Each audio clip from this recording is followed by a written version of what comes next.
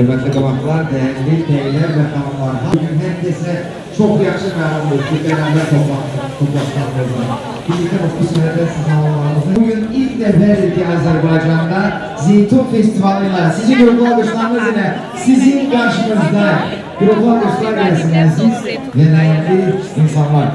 Hər kəsə çox yaxın və ən bərəkətli nimətlərimizdən biri olan Zeytunun Şərəfi Festivalında Azərbaycanın torpağının, zəhmətkeş insanlarının və təbiyyət